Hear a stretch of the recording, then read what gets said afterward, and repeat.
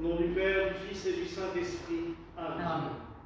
Mes très chers frères et sœurs, nous faisons une pause entre les dimanches du temps ordinaire et les fêtes des saints qui rythment notre vie quotidienne, afin de prier pour les bienfaiteurs défunts, pour ceux de notre communauté qui nous ont déjà quittés, ici, la communauté gallicane de Lingolsheim, mais aussi toutes les autres communautés gallicanes depuis leur création. Nous prions pour ceux qui sont passés de l'autre côté du voile. Je reviens sur la nécessité de prier pour les défunts. C'est une coutume gallicane, c'est une coutume de l'Église catholique en général aussi, de prier pour ces défunts, de faire mémoire de ceux qui sont partis. Je dirais même qu'ici, c'est encore plus précieux de prier pour eux, car c'est une coutume de la tradition celtique, donc cette tradition chrétienne occidentale non romaine, tradition qu'on retrouve aussi dans la liturgie gallicane forcément, puisque c'est la même base, mais dans ces coutumes celtiques aussi, des moines celtes qui ont toujours prié pour le repos et l'élévation de l'âme des défunts, qui ont toujours porté les défunts, j'allais dire, avec eux. C'est aussi, je le rappelle, de la tradition celtique qu'est issue la fête de la Toussaint et le jour des défunts. Dans cette tradition occidentale non romaine, je dirais que le voile est peut-être plus mince qu'ailleurs entre la terre et ce monde des défunts. Monde des défunts qui se divise aussi en deux, ceux qui n'ont pas encore atteint la béatitude éternelle et les saints du paradis, ceux qui sont aux cieux. Le lien est ténu. Il est extrêmement fin. Et c'est pour cela qu'il y a eu tant et tant de grâces et de miracles que l'on peut lire dans la vie des saints occidentaux et leur relation avec ceux qui étaient déjà partis. Pourquoi est-ce que tant de grâces et de miracles ont eu lieu? Tout simplement peut-être parce que justement cette prière est très forte et que nous entretenons ce lien. Un exemple qui n'est pas issu de la tradition celtique, qui est beaucoup plus proche de nous, c'est le Padre Pio. Alors vous savez qu'il avait déjà la faculté de se balader un peu partout dans le monde, de se multiplier, d'apparaître dans différents endroits au même moment de son vivant. Mais c'est le jour de sa mort qui a été sans aucun doute le plus marquant. Il est mort le 23 septembre 1968, quelques semaines après notre Saint-Père Tugdual, dont ils avaient à peu près le caractère identique. Tendre, aimable, pas colérique du tout. Padre Pio avait choisi, tout au long de sa vie, 12 prêtres comme ses fils spirituels. Ils étaient présents un peu partout dans le monde. En France, son fils spirituel, c'était l'abbé Jean de Robert. Vous pouvez trouver des conférences de lui sur YouTube, où il raconte vraiment en détail sa relation avec le Padre Pio et sa rencontre avec le Padre Pio qui est totalement prodigieuse.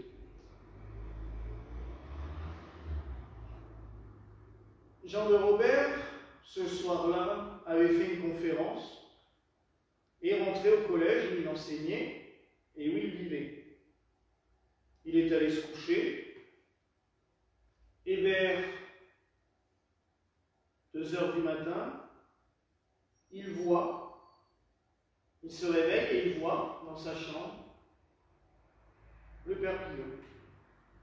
Il lui dit: mais Padre, qu'est-ce que vous faites là? Pas de réponse. Il avait l'habitude de le voir en bilocation, hein, ça arrivait régulièrement.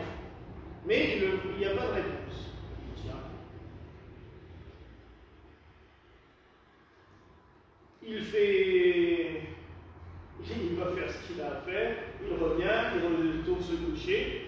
Le père Pio est toujours là, il lui dit Padre, si tu ne me parles pas, moi je dors, hein, parce que la journée de demain sera encore longue. Et il se rendort sans trop penser à cela.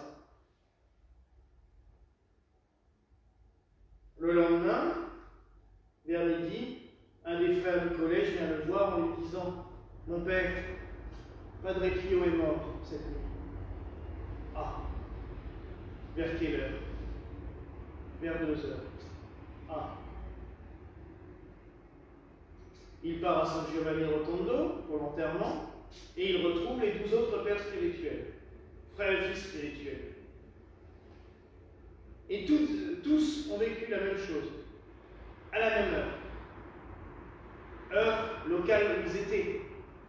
Donc 2 heures en Italie, 2 heures en France, mais peut-être 4 heures du matin ailleurs, 5 heures, 7 heures, selon les pays. Tous les 12 fils spirituels ont eu la vision de Padre Pio, silencieux devant eux à ce moment-là. Comme pour leur dire adieu.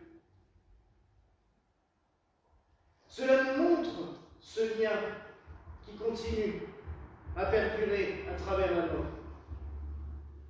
Ça arrive aussi souvent que des gens éloignés de leur famille voient quelqu'un en rêve, en songe, le jour ou dans les quelques jours qui suivent la mort d'un proche, mais qui ne voyaient pas couramment. Combien de fois on nous a dit, je crois que c'est arrivé même dans la famille, j'ai vu ma grand-mère, mon grand-père, devant moi. Ah. Tout simplement, ils sont là et ils nous disent, mais voilà, je suis passé de l'autre côté. Maintenant, c'est à nous de prier pour eux. Parce qu'on ne peut pas les laisser là. Ils ont passé un cap, d'accord, mais il faut les accompagner, il faut qu'ils puissent s'élever vers les cieux. Et c'est cela qui est intéressant dans la prière des défunts. Et c'est pour cela que nous prions pour eux. Et quand nous prions pour tous ceux qui ont quitté cette terre dans notre communauté, dans notre congrégation, ou parmi nos bienfaiteurs, c'est pour les aider, pour les accompagner. Parce que ce n'est pas parce qu'on a fait le bien toute sa vie qu'on est forcément tout de suite un saint. Il y a des fois des secrets qu'on a gardés au fond de nous, qu'on n'a pas dit, et qu'il faut nettoyer, purifier, dans cette grande blanchisserie, comme je l'ai déjà dit. Je dirais même qu'il faut laver son vêtement dans le sang de l'agneau, si ça vous rappelle quelque chose qu'on chante de temps en temps. On pourrait le prendre tout à l'heure pour rappeler ça. Parce que c'est bien cela aussi. Ce lien incorruptible entre l'Église de la terre, l'Église souffrante, c'est-à-dire cette Église des âmes qui attendent la révélation, et l'Église triomphante, les saints qui sont auprès de Dieu. Oui, mes frères et sœurs, cette tradition est bonne et elle est à conserver. Et j'espère que dans notre Église gallicane, on n'oubliera jamais de prier pour les défunts. Malheureusement, certaines communautés oublient de prier pour les défunts, on ne les accompagne plus, on ne les soutient plus. Oui, les soutenir, parce que le chemin est long, et il faut les soutenir, il faut être avec eux. Et j'espère sincèrement qu'on n'oubliera jamais dans notre communauté de prier pour les défunts, parce que c'est non seulement un devoir impérieux, mais c'est aussi une richesse. Car les grâces que les défunts nous donnent quand on prie pour eux, on disait dans le temps, priez pour les âmes en peine du purgatoire afin qu'elles prient pour vous, le Seigneur. Et c'est vrai. Alors oui, mes frères et sœurs, prions pour les défunts, afin que comme icône que nous vénérons dans notre Église le montre, afin que Marie et Joseph les libèrent des tourments et les accueillent dans la gloire de Dieu. Voilà la grâce que nous nous souhaitons ce soir au nom du Père, du Fils et du Saint-Esprit. Amen.